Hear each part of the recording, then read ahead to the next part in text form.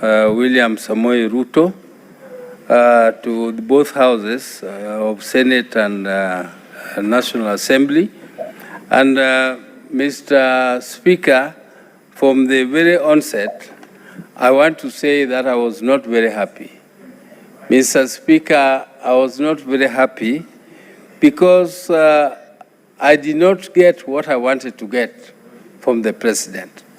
Mr. Speaker, I expected the president to address the issue which the majority leader is saying should not bother us, which is the cost of living. Mr. Speaker, the cost of living is a very, very emotive issue in our country today, and it is an issue which we cannot wish away. Whether we like it or not, it is an issue which must be addressed squarely, Mr. Speaker. Mr. Speaker, the president talked about national values. The national values which is talked about, I think should be done in a practical way, Mr. Speaker. Mr. Speaker, if you look at the records or the happenings, Mr. Speaker, you recall not very long ago, when our people were going for demonstrations, and they were going for demonstrations using the nationally provided or provisions in the Constitution of the right of Kenyans to demonstrate, to picket, and to hold public rallies. Mr. Speaker, the police came out to, first of all, demand that we get permission. The question of permits, what is your point Mr. of order? Speaker, I hope I'm not going to be unnecessarily disrupted. Your time will be frozen. Your time will be frozen. You will not lose time. Whom I respect very much, but Senator Boni. Yeah, thank you, Mr. Speaker. Mr. Speaker, I rise on standing order number 105 to challenge the Senator of Siaya, who is my good neighbor back home in Luanda Doho and Luanda Dudi,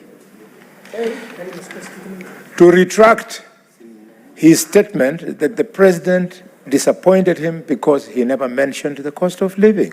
Mr. Speaker, is in order, knowing that in bullet 15, bullet 16, 17, 18, 19, and 20, the president was talking about, and more specifically, Mr. Speaker, sir, the president told the country that he has established 22 new fish landing sites in the counties of the Lake region and the coast.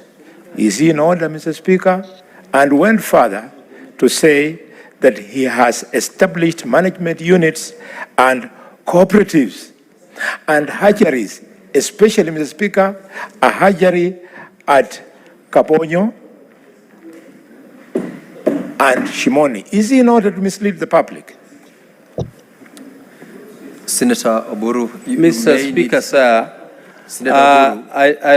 I'm asking my brother, Honorable Halwale, to be patient with me so that I can finish what I'm saying. Mr. Speaker, I did not say that he did not mention about the cost of living. What I'm saying is that he did not offer any solutions, which in my view, in Halwale's views, he offered them.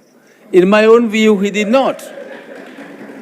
In my own view, he did not at all, Mr. Speaker, because those things he's talking about, like those beaches, the what, you know, Mr. Speaker, you don't transform a business management unit into a cooperative and you say you have helped the people. Those are management units which are meant to regulate the fishing. Senator Oburu, there is a point of order, and please bear attention to the chair. Mr. Speaker, I don't know why these people proceed. Mr. Speaker, sir, I'm standing under standing order number 98. I am standing under order standing number 98. Mr. Speaker, 98. Mr. Speaker, you had given direction, and I want to say you need to use your powers of standing order 121. Because you have clearly directed that let us restrict over and again our argument, our reasoning, our presentation within the confines of the State of the Nation addressed by the President. Mr. Speaker, I want to request even the table office to provide for free both soft and hard copy to members so that they can restrict, Mr. Speaker. Is it in order for Senator Oburu Odinga, the youth leader, to mislead the House and defy your ruling? Mr. Speaker, I request that you kick in standing order number 121 for disorderly conduct and be thrown out, Mr. Speaker. Senator Oburu, and listen to the chair, Senator Oburu. Now, earlier on, you were in the House when the chair made a ruling to the effect that our debate should be confined to the speech by the president. I know in the course of your contribution, you might say comments outside the speech, but I would like you to make sure that it's within the spirit of the speech by the president and also be parliamentary language. Proceed, Senator. Mr. Speaker, sir, I'm trying to do my best to confine myself within the speech. But, Mr. Speaker, these people on the other side are not being patient at all. Mr. Speaker, they are not being patient, Mr. Speaker. Mr. Speaker, because, okay, Honorable Cherargei, please be patient. The Honorable, okay, I withdraw that. I've said Honorable Cherargei. Honorable Cherargei,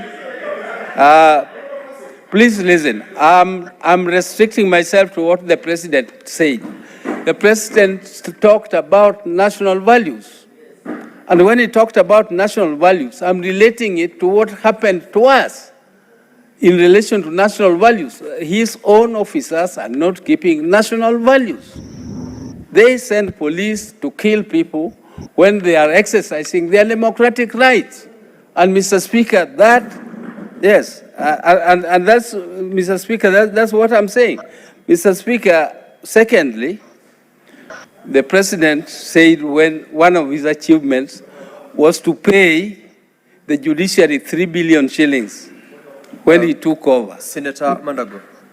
Mr. Speaker. You have not sought for Senator Oburu. Yeah. Just take your seat. Honorable Speaker, I would not have wished to interrupt Senior, and Senior knows I have a lot of tremendous respect for him.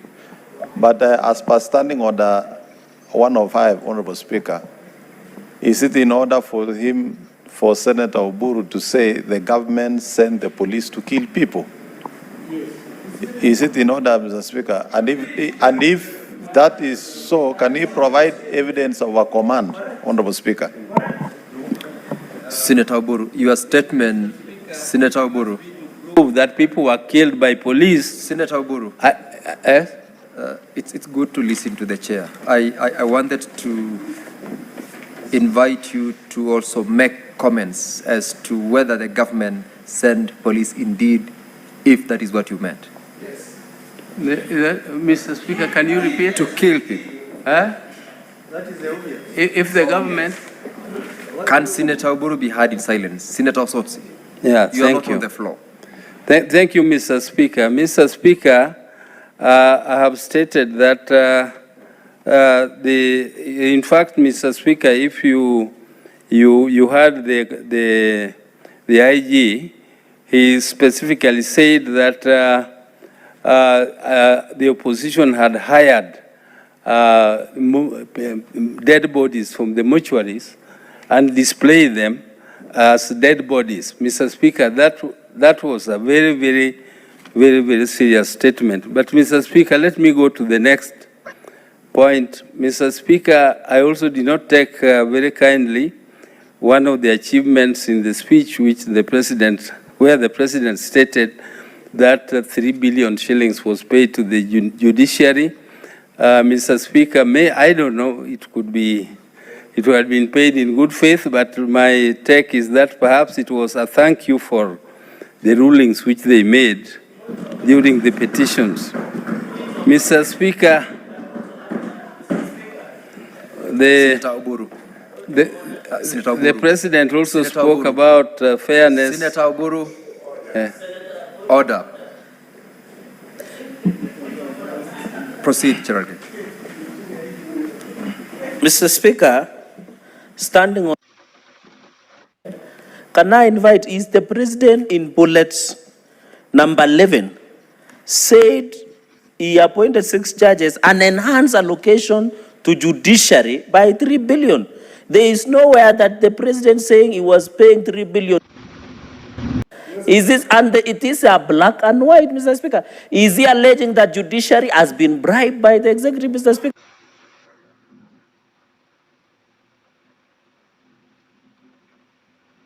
He should withdraw and apologize not only to Kenyans but to judicial budget by maybe 10 billion. Why is Senator Oburu hell-bent to mislead the House? Is it to score quick political gains, Mr. Speaker? Senator Oburu, before I give you the mic, I also want to bring to your attention the provisions of Standing Order 101. And I'll read, because this is serious. Neither the personal conduct of the President, nor the conduct of the Speaker or of any judge, nor the judicial conduct of any other person performing judicial functions, nor any conduct of the head of state or government, or the representative in Kenya or any friendly country, or the conduct of the holder of an office whose removal from such office is independent upon a decision of the Senate shall be reverted to adversely except upon a specific substantive motion.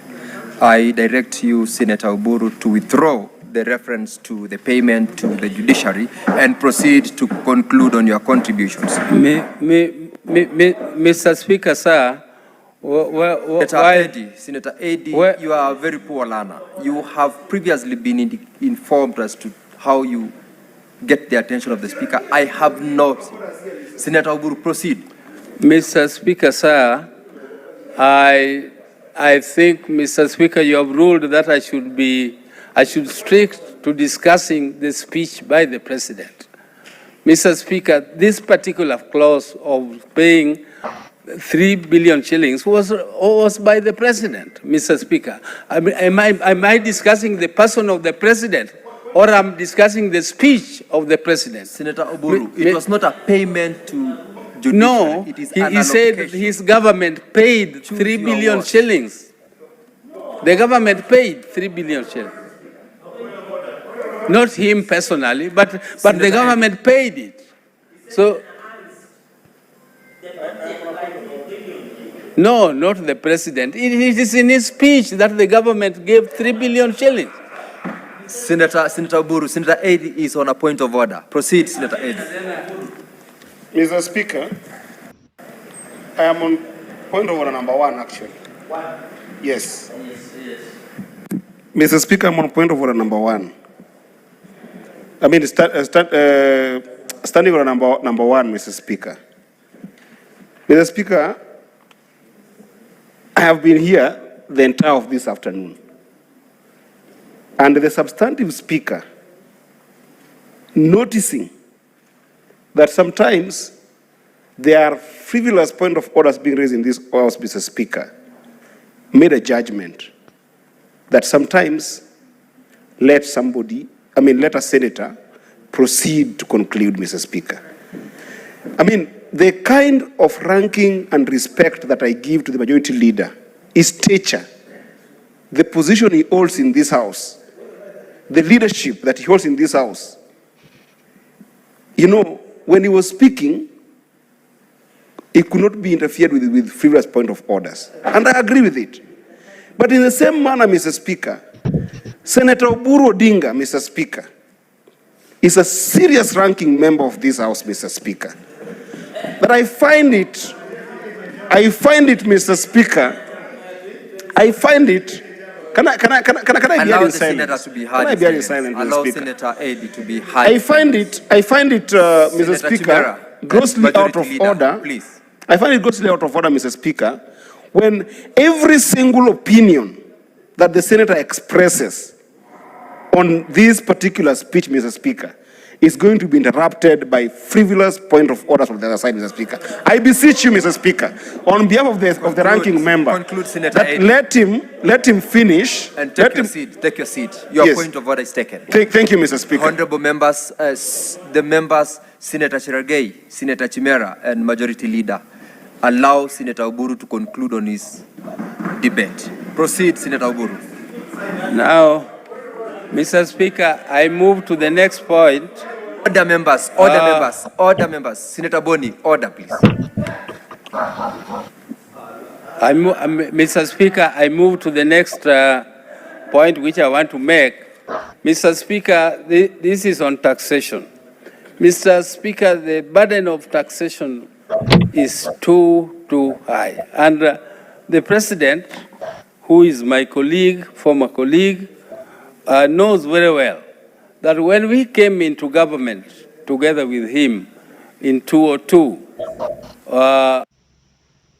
personally I was not there, but I came in 1990. He adopted a policy.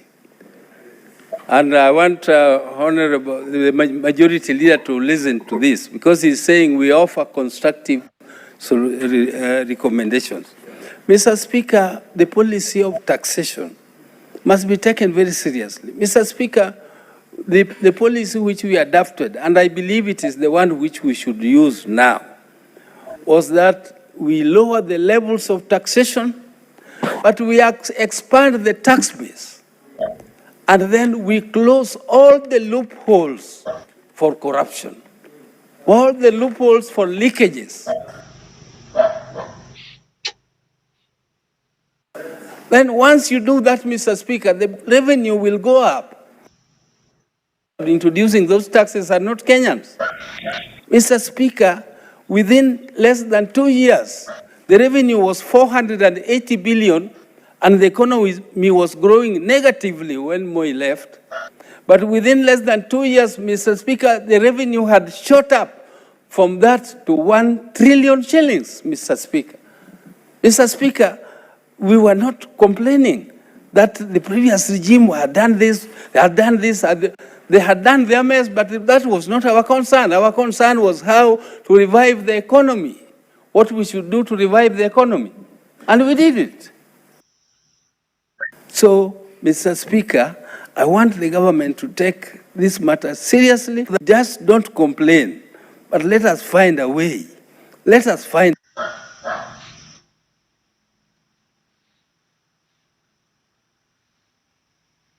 a way of help.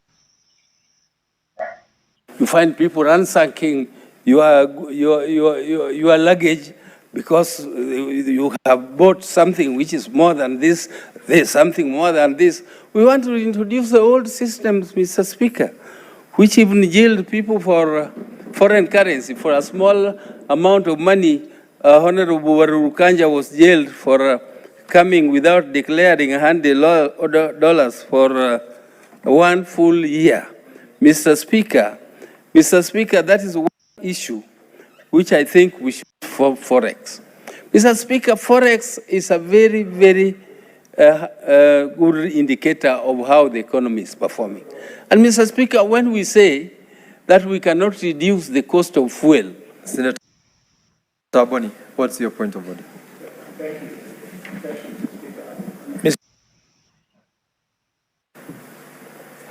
It is true we are on the speech.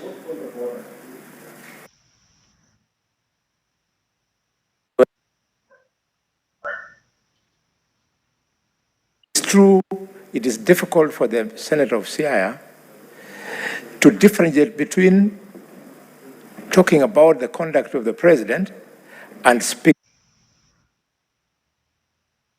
to his speech. We can give that to him. But when he says what judges of the Court of Appeal, I did say Mr. that. Speaker, and you directed that he should withdraw that remark.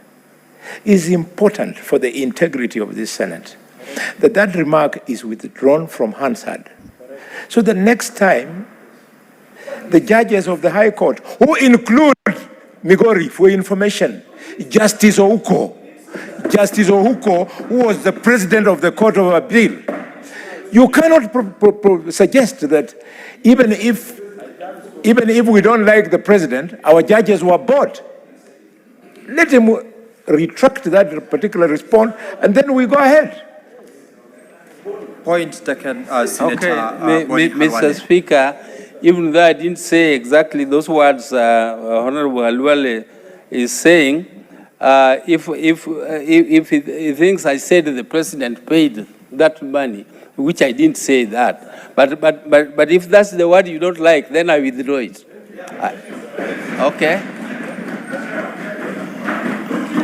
Okay. Okay, Mr. Speaker, foreign, I know you want the master to hear you. So,